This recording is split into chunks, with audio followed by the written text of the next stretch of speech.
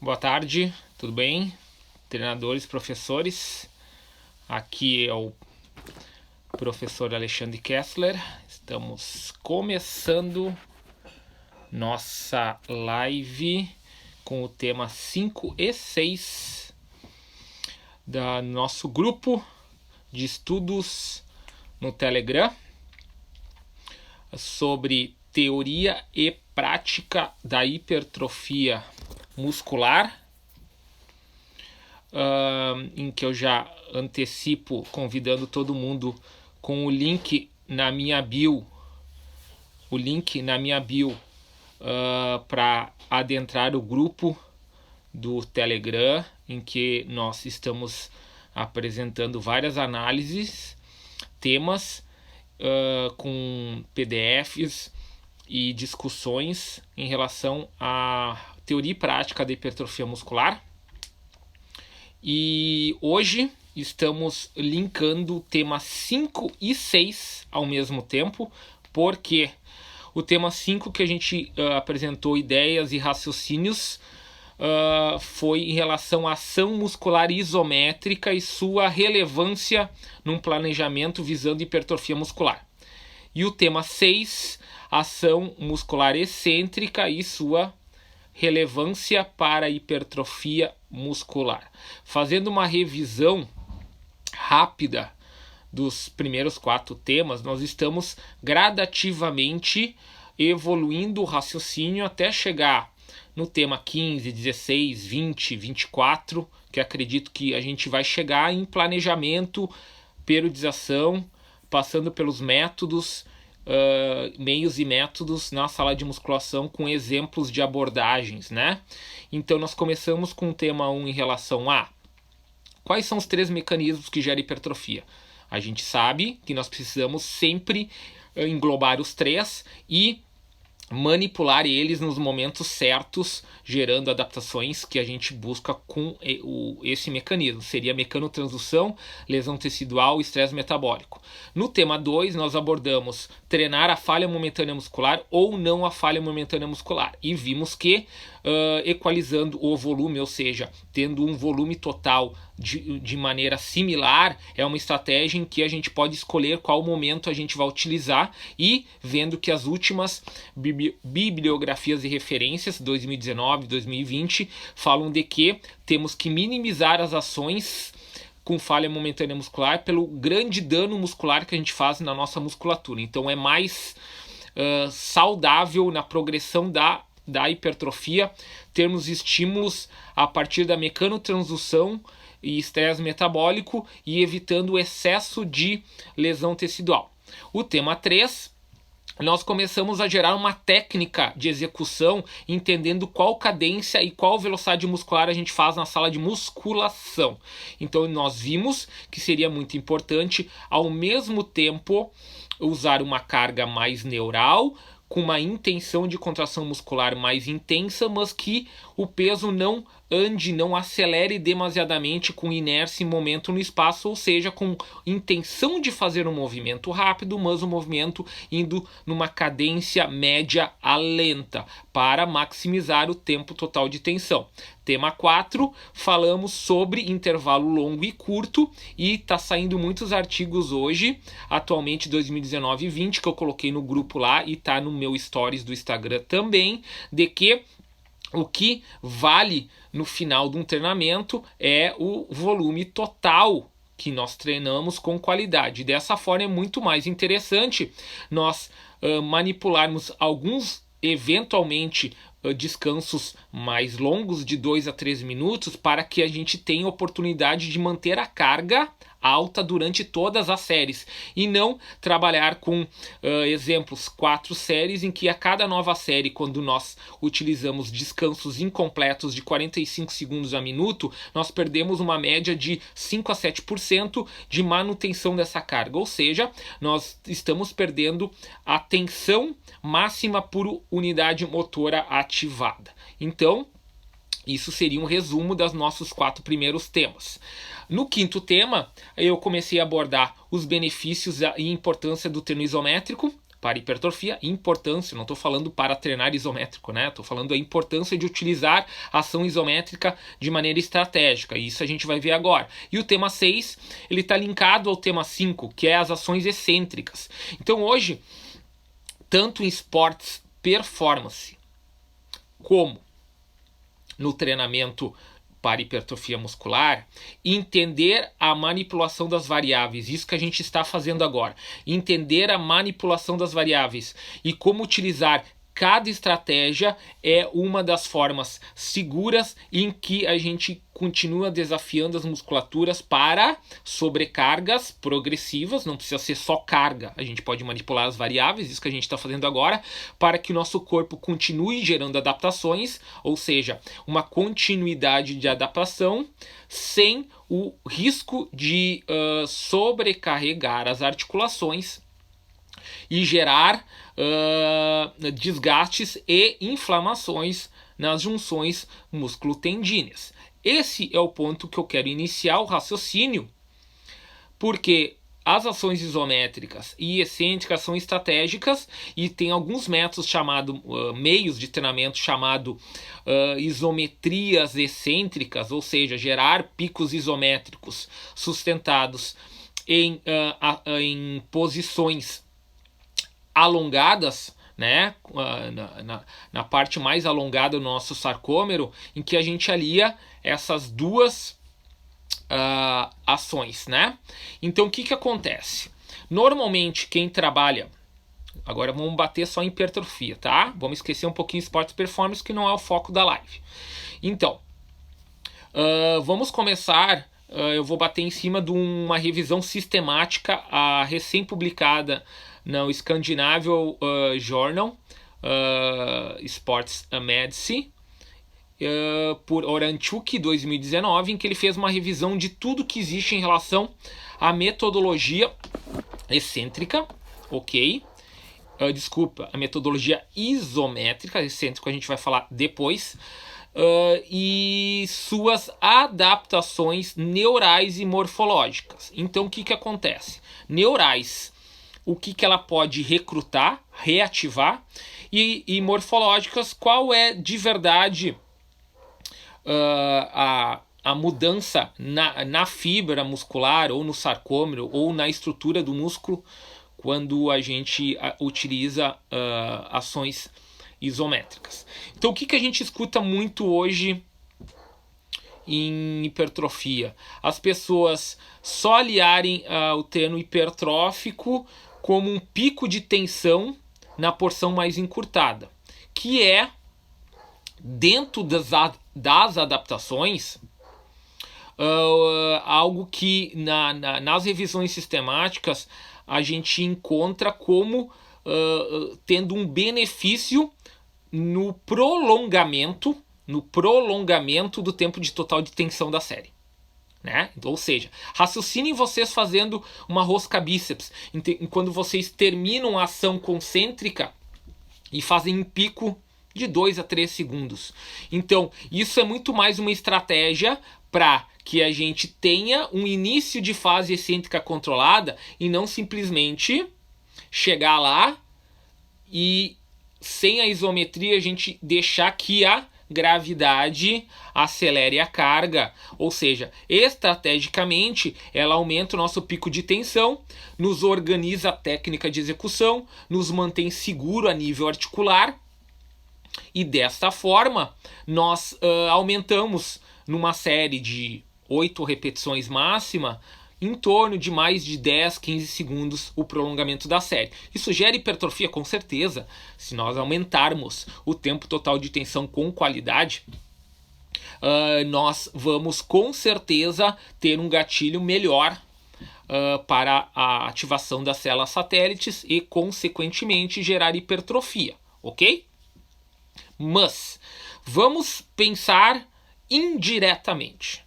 Qual a importância do treino isométrico? Nós temos que pensar que o treino isométrico ele tem uma estratégia, até vou anotar aqui no meu resumo que ele não está isso aqui, ele tem uma estratégia em torno de 30% maior recrutamento de unidade motora.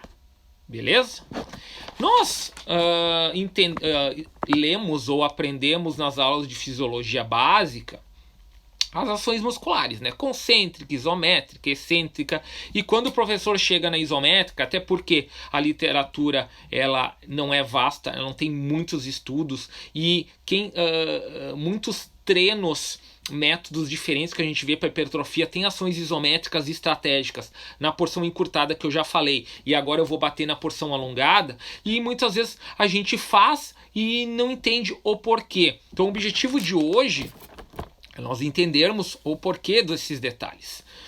Então, se nós temos 30% mais ativação de unidades motoras, e nós sabemos que os treinos tradicionais de hipertrofia, eles são baseados em ações submáximas, e nós estamos desde todos os temas, as lives, batendo em cima para eventualmente a gente trabalhar com um pouquinho mais de técnica, com uma carga mais alta, para deixar as fibras de maior calibre, tipo 2, ficarem mais tempo sob tensão, e não só no final da série, quando nós entrarmos em falha momentânea muscular, na ordem de recrutamento de Henneman, em que a gente chega num ponto em que a gente inicia a fadiga, e aí a gente chama as fibras tipo 2, seria muito interessante nós entendermos que a isometria, tanto como um pico isométrico de uma média de 4 a 7 segundos, ok? Ou até uma pré-ativação com uma isometria sustentada de 10 a 15, 20 segundos, ela é muito importante para que nós ativemos fibras de maior calibre e, consequentemente, naquele treino a gente possa utilizar elas como fibras que vão ser estressadas no teu método específico que tu buscou para gerar hipertrofia naquele treino. Então vamos lá. Primeiro, então, isso é chamado de neural drive, ou seja, drive neural. E nós sabemos que a literatura apresenta que o neural drive ele tem uma especificidade por ângulo. E ele, exemplo, nós temos, vou voltar para o bíceps, nós temos uma porção mais encurtada, uma porção num ângulo de 90 graus, que seria a porção de máxima capacidade de gerar tensão ou torque, e uma porção alongada, respeitando o entendimento da curva comprimento-tensão. E que se nós fizermos uma isometria sustentada, tanto durante a série, ou seja, fazendo picos de 2, 4, 6 segundos em cada repetição, ou uma pré-isometria mais sustentada, mais prolongada por uma repetição de 10 a 20 segundos, ela tem uma especificidade angular de 10 a 20 graus. 10 a 20 graus a literatura apresenta. Então, mais ou menos se sugere que nós entendemos que nós deveríamos fazer 3 ângulos de isometria, ou a gente pode manipular isso para que toda a amplitude articular seja ativada. Então, sugestão, façam isometrias em 3 ângulos diferentes para tentar cobrir todos os 90 graus de arco de movimento. Segundo ponto seria as adaptações morfológicas, ou seja, o que diretamente essa isometria pode nos causar como um dos 3 mecanismos de sinalização de hipertrofia e ativação da célula satélite. Nós temos um mix de lesão tecidual com proteção muscular, que seria nas porções alongadas, ou seja, numa porção em que o sarcômero ele é mais instável, mais fraco, Isso a gente já sabe. Então a gente já entende que essa isometria na porção alongada pode ser chamado como um método isométrico excêntrico. Então eu já estou puxando o próximo tema, o excêntrico, para dentro da nossa conversa, ok?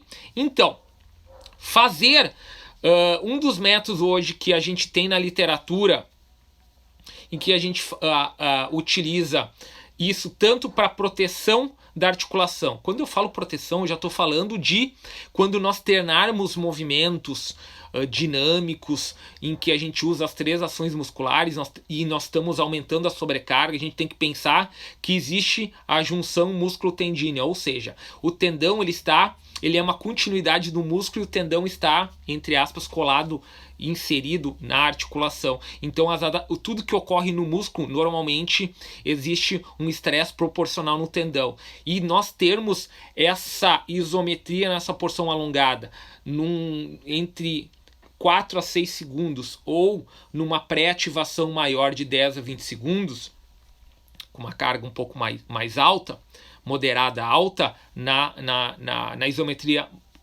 com maior duração, e durante a série com a tua carga natural de 4 a 6 segundos, ela causa 2 grandes adaptações. A lesão tecidual, imagina vocês na porção mais fraca e instável do sarcômero gerando isometria. Vai que no próximo treino vocês vão sentir essa musculatura com algumas microlesões que seriam devido à posição excêntrica sustentada com isometria. E dessa forma, quando nós treinarmos com uma carga maior, olha só o gatilho do raciocínio. Quando nós treinarmos com uma carga maior e nós tivermos que passar pela amplitude mais alongada, que é mais fraca, nós vamos usar mais musculatura e menos o efeito elástico passivo, né, da articulação, que seria essa capacidade elástica reativa que a gente tem dos tendões, em que ocorre a transferência de carga passiva junto com a ativa muscular. Então nós vamos ter maior trabalho ativo e menor trabalho passivo. Então vamos gerar mais hipertrofia na musculatura. Vamos usar menos a articulação. Em relação à morfologia do tendão, é isso que eu estava falando hoje, agora, tá? Isso, muitos dos nossos clientes que fazem esportes além do treino na sala de musculação, que visa hipertrofia, nós temos hoje atletas que jogam futebol, clientes que jogam futebol, correm na rua, fazem atividades mistas, exemplo CrossFit, fazem esportes de aceleração e freagem, tênis, jogam basquete, citando como exemplo. Então, não é incomum nós recebermos eles com algum desequilíbrio muscular. Não vou entrar em desequilíbrio muscular, que não é o foco, que isso é uma cascata gigante de informações em relação ao centramento articular e equilíbrio agonista, antagonista, sinergia, estabilizador, né? Ação muscular, cinesiologia, cadeia muscular. Isso eu acho que é outro grupo de estudos que eu vou lançar, tá bom? Outro grupo de estudo, e aí nós vamos começar lá do início, tá? Mas nós recebemos muitos clientes com sensibilidades, tudo bom, professor Márcio? Com sensibilidades articulares. Aí pode ser desde inflamações, que é o primeiro estágio, tendinopatias, até degenerações, que já é um nível em que nós já não efetuamos a intervenção adequada e iniciou o processo de degeneração articular. Para isso, os exercícios da sala de musculação muitas vezes são, e o nosso atendimento ele é muito similar ao que é feito na fase final de fisioterapia. Ok? Então, quando o cliente passou por todas as etapas do fisioterapeuta, de sensibilidade à dor, de diminuição da inflamação, de início de movimento no arco articular sem dor, de mobilidade e estabilidade, de repadronização de movimento. Ele cai na nossa mão e nós temos que fazer o recondicionamento muscular de um músculo que vem com uma capacidade de força baixa, porque na fisioterapia eles estão fazendo a reeducação do movimento. E aí o que acontece? Muitas vezes nós não temos o conhecimento biomecânico e cinesiológico para entender que certos movimentos que ele fazia em arcos completos, num primeiro estágio, precisa ser adequadamente montado e muitas vezes com ângulos de proteção. Novamente, vou repetir, ângulos de proteção. Não quer dizer que no futuro ele não vai fazer arco de movimento completo. Aí entramos, algo que eu vou falar numa nova live sobre movimentos completos e parciais. Vocês vão entender que os parciais, sabendo utilizar eles, são fantásticos, né? E os completos, basicamente, a gente usa no dia a dia. Então, como a junção músculo-tendínea, MTU, músculo-tendão unity, é uma continuidade do músculo com a inserção do tendão na articulação, nós temos hoje como temos dois tipos de protocolos que a gente pode utilizar de uma forma protetiva para voltar a fazer o nosso treino de musculação visando hipertrofia. E os dois principais protocolos são ações isométricas, excêntricas e muitas vezes o mix das duas. Eu gosto de utilizar o mix das duas e cito um dos principais autores, e eu vou citar o Joelho, que é dois fisioterapeutas e pesquisadores australianos, Cook e Purdom, Cook e Purdom, e eles são responsáveis por um protocolo de recondicionamento de tendinopatias do joelho, ok? Então é bem aceito em toda a comunidade internacional este protocolo, e um dos métodos que hoje vem ao encontro dos exercícios na sala de musculação, eu vou citar no exercício, tanto no agachamento como no extensor do joelho. Então vamos visualizar o extensor do joelho, porque é mais fácil a gente visualizar as posturas, tá? Então, um protocolo muito aceito hoje é o HST, Heavy Slow Training. Heavy Slow Training. Então o próprio nome diz, é um treino pesado, lento, né? Então qual é esse protocolo de Purdom? Antigamente nós tínhamos isometrias em porções média encurtadas com tempo de duração curto. Então hoje eles descobriram algumas coisas interessantes que eu quero compartilhar com vocês. Primeiro, cargas médias a pesadas, acima de 70% da carga máxima. Isso é um padrão hoje aceito na reabilitação. E, então como eu vou usar com o meu atleta que tem sensibilidade à dor, uma carga acima de 70% da carga máxima? Basicamente você fazer o seguinte, você vai usar uma escala de dor de 0 a 10, em que a dor referida pelo teu cliente, atleta ou aluno, vai ser entre 3 e 4, a dor tolerável. Por quê? Porque nós precisamos desafiar o tendão e a junção músculo-tendínea na sua porção média alongada. Então tá vindo ao encontro de tudo que eu falei até agora. Então, e por quanto tempo? 30 a 45 segundos. Então olha só o protocolo. O protocolo padrão são 5 séries de 30 a 45 segundos, com uma carga de 70% a mínima da carga máxima, sustentado numa porção média a alongada, ok? Com uma sensibilidade de dor numa escala de 10 até 3 a 4. Esse é o protocolo. Existem algumas variações, eu estou dando o protocolo que eu utilizo. Então isso aí seria, de uma maneira resumida, a importância do treino isométrico para a hipertrofia muscular, tanto como reativação de unidade motora, como padrão de lesão tecidual nas porções média alongadas, e como reestabelecimento de força nas porções alongadas para a gente usar cargas mais elevadas durante um treino com nossa articulação protegida, ok? Show de bola. Vamos, deixa eu conferir aqui se tem alguma pergunta. Quem quiser passar alguma pergunta, eu estou à disposição, ok? E vamos continuar, vamos para a segunda parte. Treinamento excêntrico. Então, eu tenho um curso presencial e que no futuro eu vou disponibilizar online, que seriam... Hoje está muito em volta treinamento excêntrico, só que poucas pessoas conseguem debater sobre isso, né? Então eu passei, se eu não me engano, em torno de 6 a 8 meses lendo.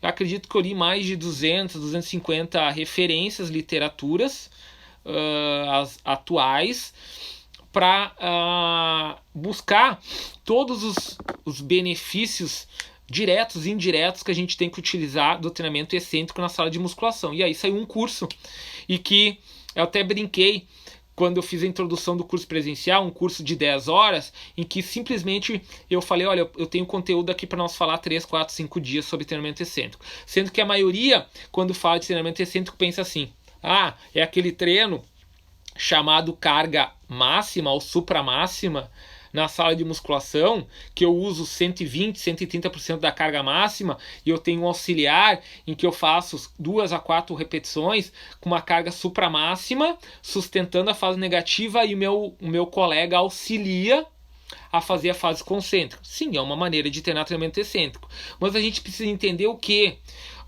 para que ele serve e como a gente pode utilizar ele em todas as ações, né? Desde a parte que vai gerar hipertrofia, desde uma parte que vai gerar uma proteção músculo-tendínea e desde uma parte que vai gerar uma maior ativação de unidades motoras. Então vamos lá. E até entender se a gente faz rápido ou lento a ação muscular excêntrica. Tudo isso a gente vai passar agora. Então a primeira coisa que a gente tem que falar é que nós temos que traçar um raciocínio, isso que eu fui levando nas postagens no nosso grupo do Telegram. Primeiro, dados irrefutáveis, tá? Isso aí tá em qualquer livro que vai falar sobre treinamento excêntrico. A capacidade de gerar tensão quando a fibra está em alongamento sob tensão, né? Alongamento sob tensão. Alongamento sob tensão é isso aqui. Não é simplesmente deixar a gravidade empurrar a carga para baixo. Ela gera em torno de 30 a 50% mais tensão. Ou seja, tu tem uma capacidade de gerar força 30 a 50% maior que as ações concêntricas. Isso é um fato interessante. Opa, eu tenho mais tensão. Aí qual é o raciocínio que eu tenho que traçar com vocês? Vocês precisam entender essa parte aqui.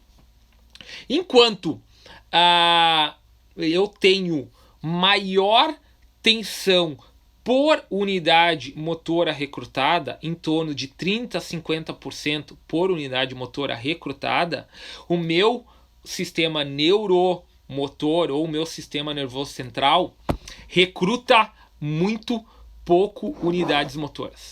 Então olha só que parece um paradoxo, né? Enquanto eu tenho 30 a 50% mais unidades motoras ativadas ou com capacidade de gerar tensão, o meu sistema nervoso recruta um mínimo de unidades motoras. Por quê? Porque imagina eu ter 50% mais tensão por unidade motora e meu sistema nervoso central ativar o máximo de unidades motoras. Eu teria uma macro lesão.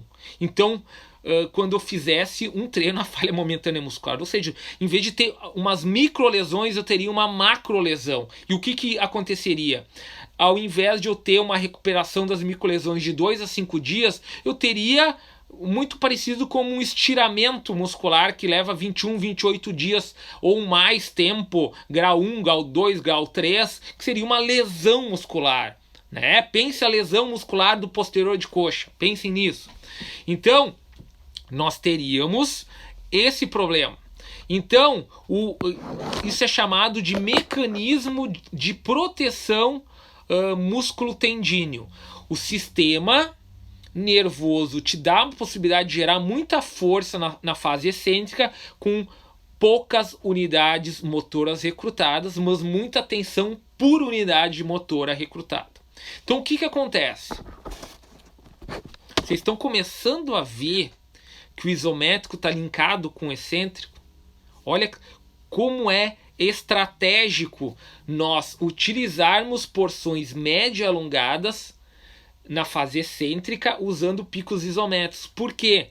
Porque eu estou gerando uma adaptação para uma futura utilização de maiores cargas, tanto em performance esportiva como na manipulação da carga no arco de movimento, quando a gente faz uma série tradicional visando a hipertrofia muscular. Vocês estão entendendo esse gatilho? Agora, respeitando a curva força-velocidade, tudo bom, professor Rodrigo? Como estamos? Tá? Ontem, 2 horas de live com o professor Denis, ok?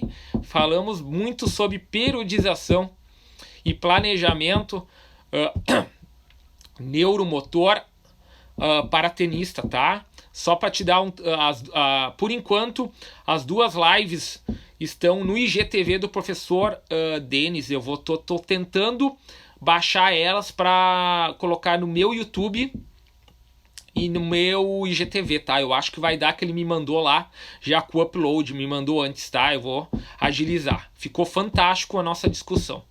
Então, respeitando a curva comprimento-tensão, o que seria mais adequado para hipertrofia muscular? O excêntrico rápido ou o excêntrico lento, ok?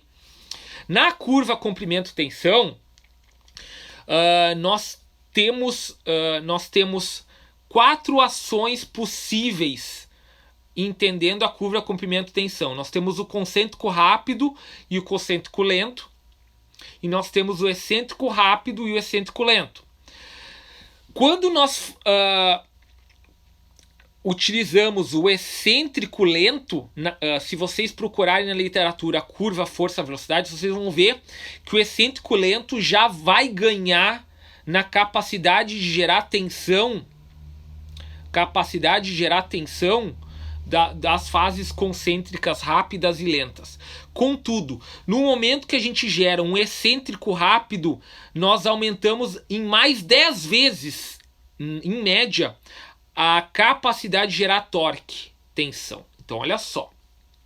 Se meu objetivo é gerar hipertrofia e proteger a junção músculo-tendínea, a sugestão é utilizar excêntricos lentos. Por quê?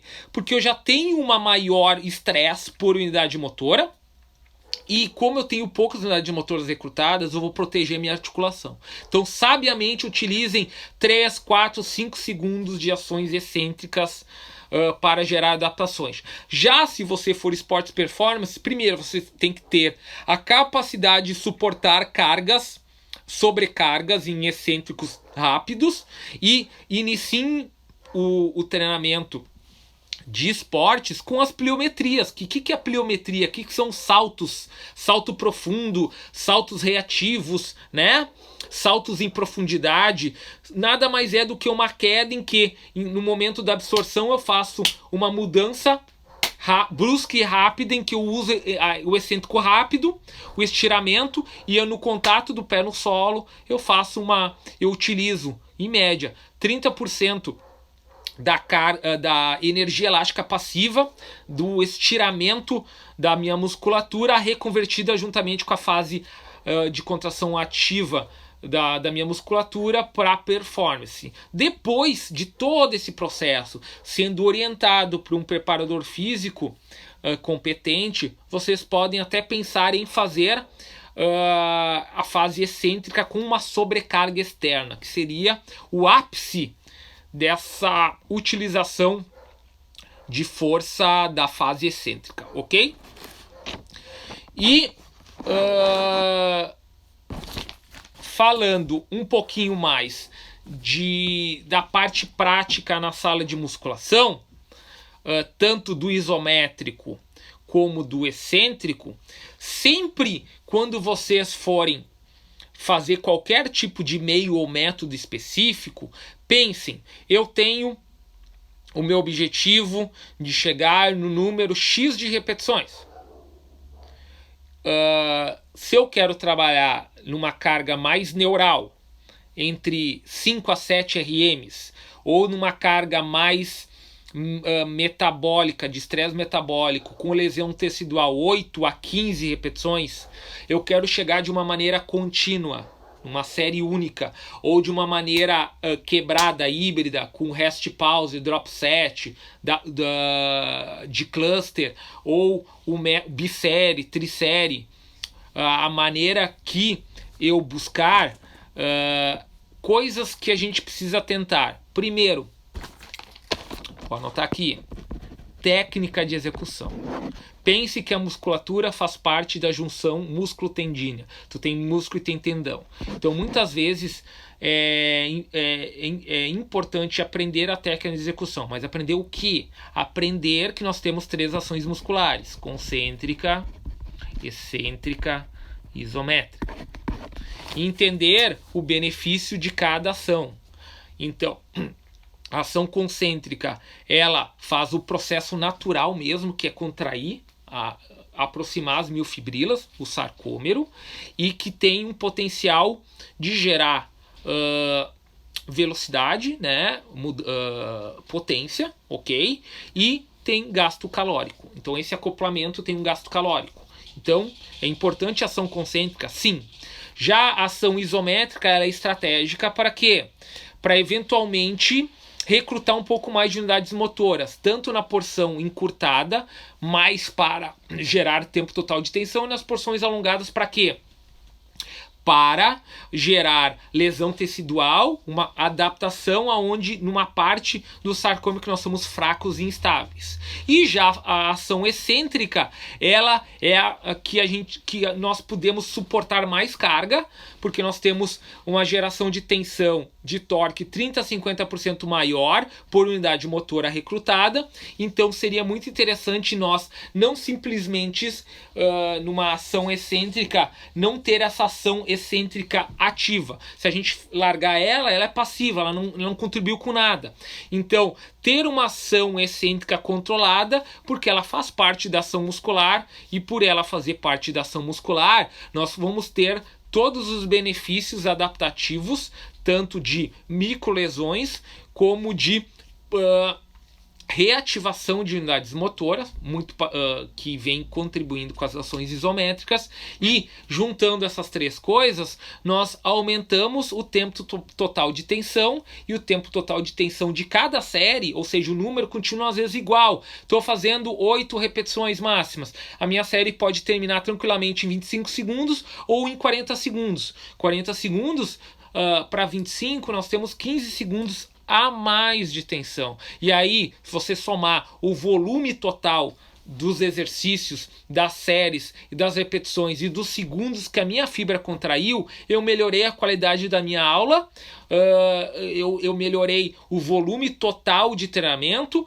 eu proporcionei uma intensidade fisiológica para o meu organismo, para a minha musculatura maior, eu promovi um estresse maior e com certeza com muito mais segurança do que se nós estivermos utilizando sobrecargas de carga maior, sem respeitar as isometrias e as fases excêntricas controladas, usando muito momento e aceleração, e dessa forma levando a nossa articulação a auxiliar muito nesse movimento. Ou seja, nós obrigamos ela a ficar a série inteira, todas as séries, as repetições e os exercícios para aquele grupamento muscular, não isolando ao máximo a musculatura, e sim utilizando as articulações para gerarem essa energia passiva que muitas vezes a gente não precisa diretamente. Esse trabalho de fortalecimento passivo da articulação ocorre muitas vezes quando a gente faz as isometrias e faz as fases excêntricas controladas, em que a gente gera essa adaptação de maneira direta com essas técnicas, para daí quando nós aumentarmos a carga no treino da sala de musculação, o nosso corpo estar adaptado a esta melhora.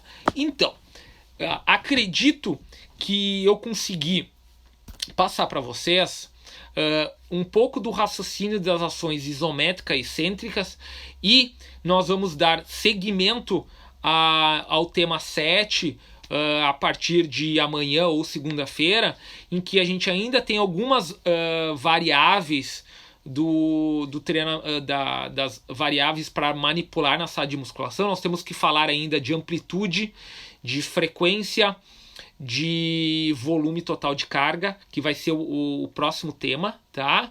Nosso próximo tema será volume total de carga, volume total de exercícios, como um dos pontos mais importantes hoje para na manipulação dos programas visando hipertrofia. Deixa eu só ver aqui o professor Jacaré do tênis de alta performance, e para melhorar a velocidade, tá? Isso. Eu comentei, eu já comentei, a live vai ser postada no meu IGTV, tá? E vai ser salva e postada.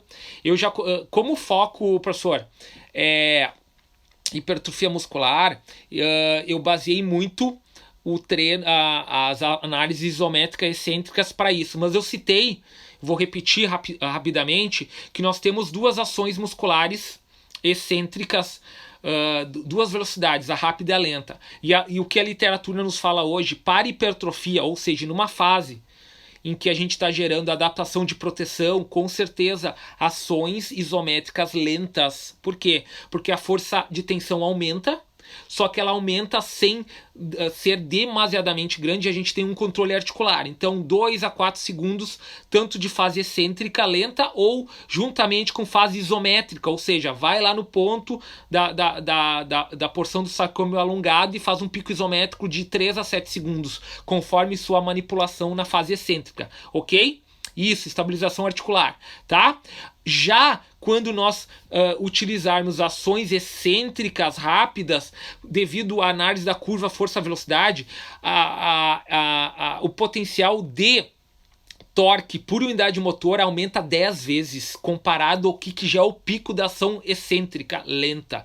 Então ela é muito perigosa. Então, utilizar sobrecargas externas em movimentos excêntricos rápidos tem que ser estrategicamente colocados em fases especiais do planejamento de qualquer atleta, tá? E tem que ser muito cuidadoso, porque por essa questão de que eu aumento muito a força por unidade motora, tenho a sobrecarga externa, e eu vou chegar na junção músculo-tendínea com uma sobrecarga devido à aceleração da fase excêntrica muito alta, devido a aumento de 10 vezes da capacidade de torque em ações excêntricas rápidas, tá? A questão da estabilização articular foi aquilo que eu comentei no começo. Isso é em relação a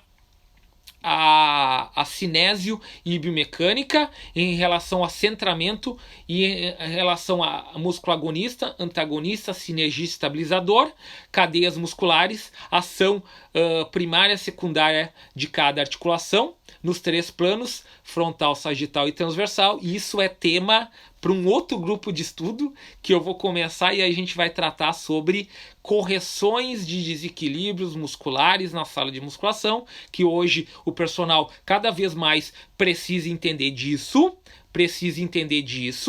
e eu já tenho 3 cursos presenciais disso, um só de cadeia superior, um só de inferior e um só de quadril, e é no mínimo 15 a 20 lives para a gente tratar de tudo isso, tá? Então, professor, esse grupo aqui, eu estou focando só em hipertrofia na sala de musculação.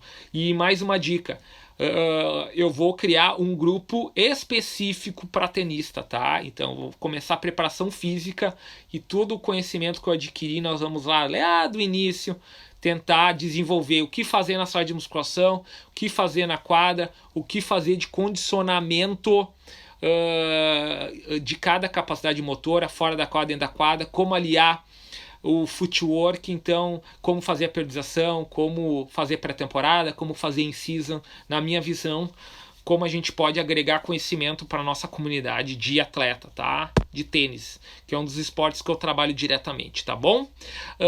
Vai estar gravado, eu já estou agora finalizando a live, já vou disponibilizar no meu canal de GTV, no meu canal do YouTube, vão lá, a Kessler Performance,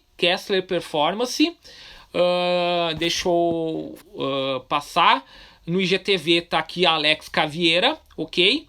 E às vezes eu também coloco no feed, tá? Mas hoje vai estar no IGTV e no meu canal no YouTube, tá bom?